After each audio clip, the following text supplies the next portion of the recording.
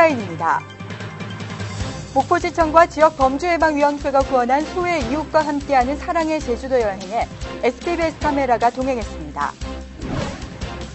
대전지검은 사건 현장을 과학적인 분석과 법의학적 관점으로 접근해 자칫 미궁에 빠질 뻔한 사건의 살인 혐의를 밝혀냈습니다. 민원인들의 궁금증을 해소해드리는 검찰 내비게이션. 이번 시간에는 불기소 처분의 하나인 기소유예에 관해 소개해드립니다.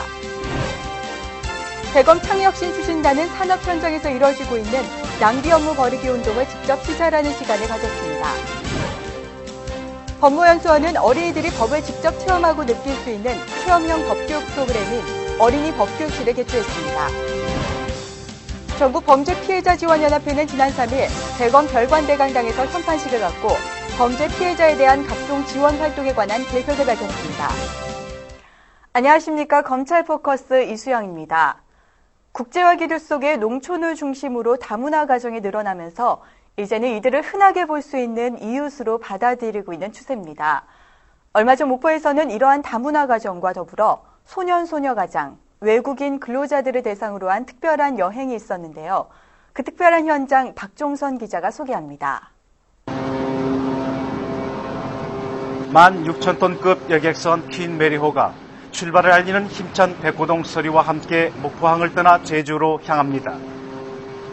여객선의 탑승객은 목포 지역 소년-소녀 가장과 다문화 가정, 외국인 근로자들을 포함해 총 300여 명. 어려운 경제 사정으로 제대로 된 여행 한번 가보지 못한 이들에게 이번 여행은 더없이 특별하게 다가옵니다. 배에는 갖가지 사연들을 간직한 사람들로 가득합니다. 4년 전 베트남 신부를 맞이한 41살 서동국 씨도 그중 한 명. 결혼 후 신혼여행을 가지 못한 이 부부에게 이번 여행은 각별할 수밖에 없습니다. 예, 이제 바쁘고 비용도 많이 들고 그래서 못 갔는데 무료로 갔다 올 수 있게 돼서 이렇게 가게 되었습니다. 어제 실내 가서 옷 샀어요. 똑같은 옷. 예, 그렇군요. 목포 지역 범죄 피해자 지원센터와 목포지청 주관으로 준비한 이번 제주도 여행은 그동안 다양한 계층의 사람들에게 한국에 대한 이해의 폭을 넓히는 데 많은 도움을 주었습니다. 이윽고 제주도로 가는 동안 펼쳐진 선상 오라클. 참가자들은 가수의 흥겨운 노래를 들으며 지난 힘들었던 시간들을 잠시나마 잊을 수 있었습니다. 보셨겠지만 너무들 즐거워해요. 또 여행을 하면 이분들이 가슴을 펼 수가 있으니까 더 많은 사람들이 더 기쁨을 갖고 사랑을 나누고. 목포지청에서 범죄 피해자 업무를 담당하고 있는 최원석 검사. 최 검사와 다문화 가정을 꾸려가는 여성들이 함께한 대화는 베이징 올림픽 이야기와 더불어 시종일관 화기애애했습니다. 제주의 아름다운 풍광을 상징하는 성산 일출봉과 산군부리, 동굴 체험과 동물들의 멋진 묘기까지 난생 처음 느껴보는 제주의 이국적인 모습을 신기한 듯 둘러보는 이들에게 1박 2일이란 시간은 짧게만 여겨집니다. 그 사람들이 저희와 결국 같은 이웃에서 살게 되는 것은 어느 쪽에선가 서로 마음의 문을 열고 편하게 우리 이웃이다라고 생각할 때 이루어진다고 생각합니다. 목포에서 제주까지의 짧은 여행. 가깝고도 먼 마음의 거리를 좁힐 수 있게 된 사람들의 환한 웃음처럼 이번 여행이 어려운 이웃에 대한 사랑과 관심으로 이어져 가길 기대해 봅니다. SBS 박종선입니다.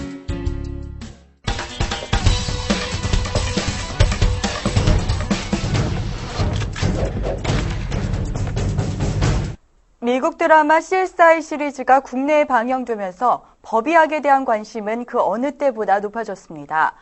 하지만 갈수록 진흥화되고 있는 강력 범죄 앞에서 수사기관의 증거 확보는 날로 어려워지고 있는 것 또한 사실인데요. 이런 가운데 대전지검은 사건 현장을 과학적인 분석과 법의학적인 관점으로 접근해 자칫 미궁에 빠질 뻔한 사건의 살인 혐의를 밝혀냈습니다. 송기현 기자입니다. 지난 2006년 12월 대전의 한 육교에서 24살 장모 여인이 추락해 숨졌습니다. 당시 현장엔 장 씨의 애인인 26살 윤모 씨가 함께 있었고 사고 직전 심하게 다퉜던 사실이 경찰 조사 결과 밝혀졌습니다. 경찰은 사건 당시 같이 있던 윤 씨를 유력한 용의자로 지목했지만 윤 씨는 장 씨가 자신과 다투다 홧김에 스스로 투신했다고 주장했습니다. 숨진 장 씨가 스스로 목숨을 끊은 것인지 아니면 함께 있었던 윤 씨에게 피살된 것인지가 애매한 상황. 결국 윤 씨가 직접 장 씨를 살해했다는 직접적인 증거가 부족하다는 이유로 법원은 윤 씨에 대한 구속영장을 기각했습니다. 그로부터 1년 8개월 후 검찰은 보강 수사를 통해 윤 씨를 장 씨에 대한 살인 혐의를 적용해 구속 기소했습니다. 우선 피해자의 신장을 고려해 볼 때 1m가 넘는 육교 난간을 스스로 넘기는 어렵다는 점에 주목했습니다. 실제 피해자가 이 난간에 서 있었다면은 이 정도 난간 높이가 오게 된다라는 거죠. 설사 자살을 한다고 하더라도 상당한 노력이 필요하다는 거죠. 그러니까 장애가 있다라는 거죠. 문제는 육교의 높이와 장 씨의 최종 추락 자세 간의 인과관계. 검찰은 사건 당시 상황을 재현하기 위해 국과수의 컴퓨터 시뮬레이션을 통해 장 씨의 추락 자세가 타살로 인한 가능성이 있다는 점을 확인했습니다. 타살로 보이는 경우에도 같은 결과가 가능하다라고 해서 일단은 타살 가능성이 이 어떤 객관적인 확인된 증거가 모순되지 않는다라는 점을 확인했습니다. 또 검찰은 서울대 법의학 교수의 도움을 얻어 당시 상황에 대한 체계적인 접근을 시도했습니다. 법의학 권위자인 서울대 이정빈 교수는 부검 결과를 토대로 윤 씨가 장 씨와 다투다가 감정을 억제하지 못한 나머지 목을 졸라 살해한 것으로 추정된다는 결정적인 소견을 내놓았습니다. 갑상연골 우상각이 부러졌다는 것. 떨어져서 부러졌다고 그러면 그게 부러질 정도이면은 외부 상처가 있어야 되겠습니다. 그런데 하나도 없습니다. 피부가 깨끗합니다. 누르기 전에는 부러질 수가 거의 없다 이거죠. 검찰은 추가로 숨진 장 씨의 얼굴에서 목이 졸려 갑상연골 주변에 출혈이 있었음을 찾아내 추락 직전 장 씨가 이미 의식을 잃은 상태였다는 결론을 얻었습니다.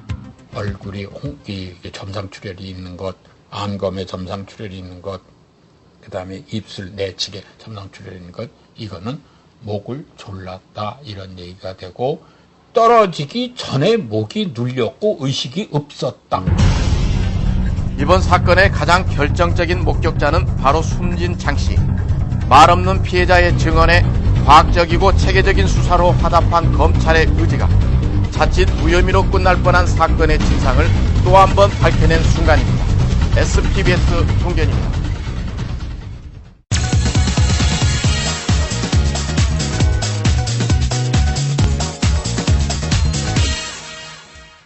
안녕하세요. 검찰 내비게이션입니다. 우리는 흔히 선량하게 사는 사람을 가리켜 법 없이도 살 사람이라고 말합니다. 법은 우리 생활에서 꼭 지켜야만 하는 최소한의 규범으로 자리 잡은 지 오래지만 기본을 지키는 것만큼이나 어려운 것도 없겠죠. 불미스러운 일로 사건에 연루된 남인원 씨에게 도착한 한 통의 통지서. 그 통지서 안에는 과연 어떤 내용이 적혀져 있을까요?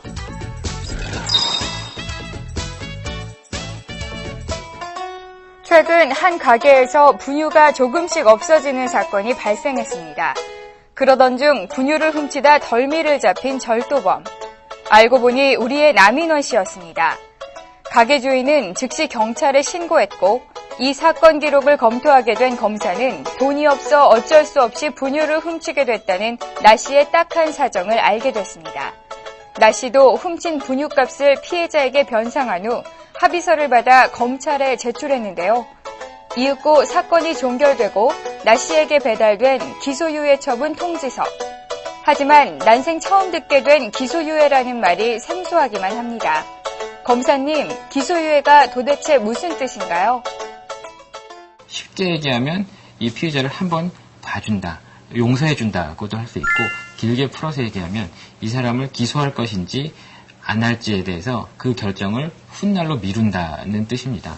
이 기소유예 처분에 있어서 검사는 여러 가지 점을 고려하게 되는데 특히 그 피의자 자신의 지능이나 나이 그리고 그 피의자가 저지른 범죄의 경중 얼마나 무거운 범죄인가 그걸 볼 수 있고요. 마지막으로는 또 범죄 피해자와의 관계 또 종합적으로 고려하게 됩니다.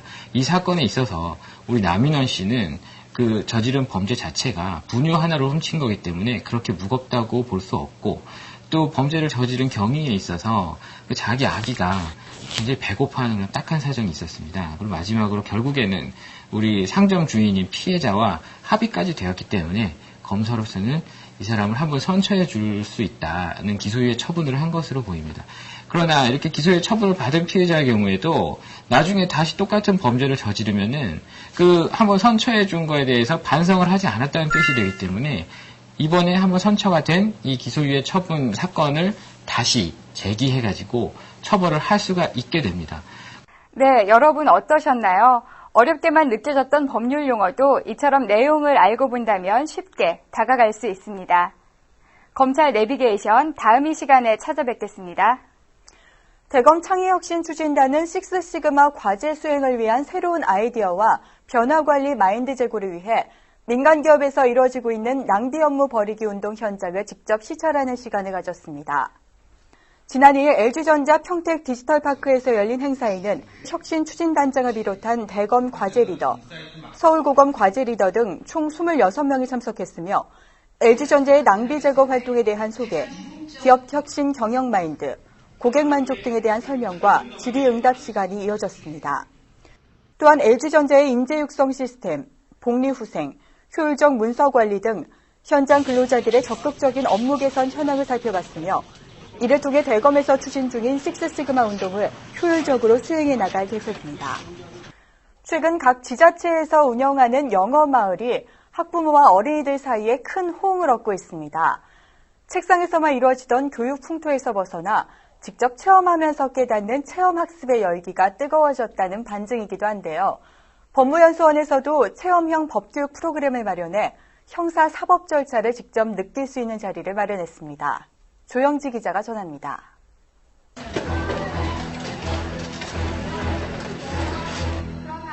날카로운 눈빛으로 공소 사실을 낭독하는 검사. 이수일의 주민등록번호를 무단으로 사용하여 이수일 이름으로 아이디를 만들었습니다. 한치의 흔들림 없는 표정의 재판장도 보입니다.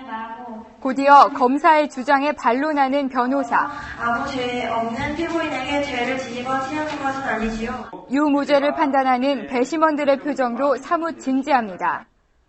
다른 사람의 주민번호를 도용해 만든 인터넷 아이디로 악성 댓글을 유포한 이 사건의 주인공들은 다름 아닌 초등학생. 이곳은 어린이 법교실의 모의법정입니다. 어린이들은 재판 과정을 통해 법과 법 질서에 대한 이해의 폭을 넓힐 수 있었습니다. 전에는 법이 재미없는데 여기 와서 더 재밌어진 것 같아요. 변호사 꿈을 좀 갖고 싶어요. 법무연수원은 여름방학을 맞아 초등학교 5, 6학년을 대상으로 체험형 법교육 프로그램인 어린이 법교실을 개최했습니다. 어린이 법교실은 법무연수원이 참여 학생들이 직접 체험하면서 자연스럽게 법과 친숙해질 수 있도록 기획한 최초의 어린이 대상 프로그램이라는데 그 의의가 있습니다.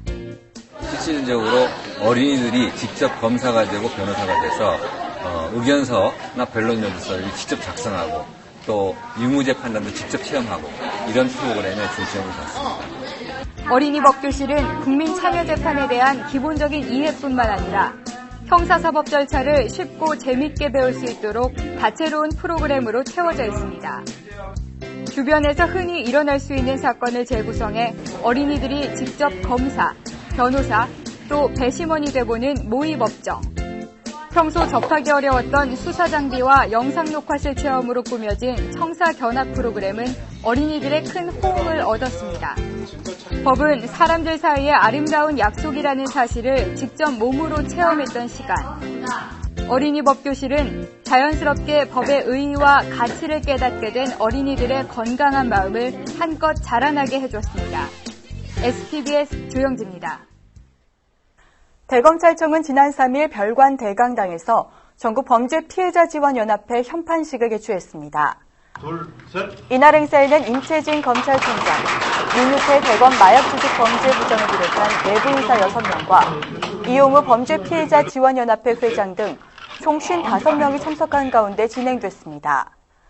대검 205호실에 사무실을 개소한 전국 범죄 피해자 지원연합회는 2003년 9월 김천과 구미 지역을 최초로 전국 16개 지역에 설립된 비영리 사단법인으로 범죄 피해자에 대한 의료, 경제 지원, 법률 상담 등의 활동을 하고 있습니다. 한편 이날 행사에서는 이범수, 박은혜, 장은정 등 유명 연예인들을 홍보대사로 임명해 범죄 피해자 지원에 관한 대국민 홍보 활동을 펼쳐나갈 계획입니다.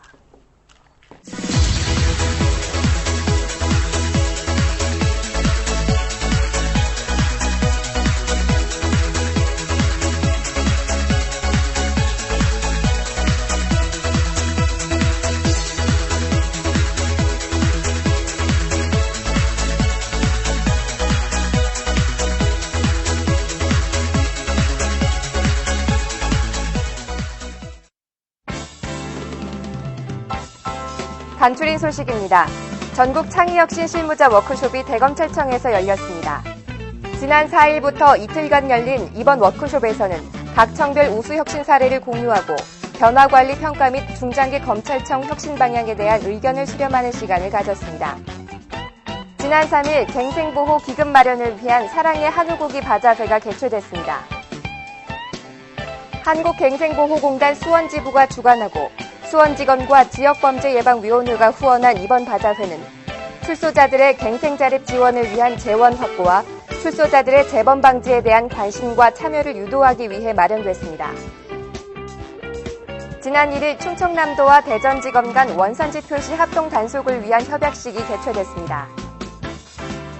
이번 협약식에서는 충청남도 지역의 특별사법 경찰관 활동을 지원하기 위해 검찰과 지자체 간 유기적 협력 체계를 구축해 나가기로 뜻을 모으는 한편 특사경 지원단 운영 계획을 발표하는 시간을 가졌습니다.